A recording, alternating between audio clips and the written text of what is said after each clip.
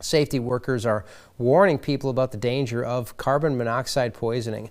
This month is Carbon Monoxide Awareness Month. Fortunately, there are simple steps that everyone can take to protect themselves and their families. Carbon monoxide, often referred to as the silent killer, is produced when natural gas, propane, wood, or oil incompletely burns, and that can build up inside the house, and it can be deadly. In colder months, the risk is heightened because of furnaces, fireplaces, or space heaters working overtime to keep homes warm.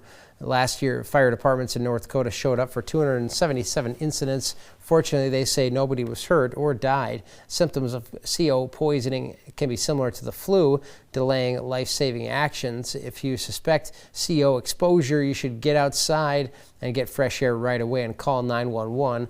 To look at some prevention tips, just go to kxnut.com where we have more information.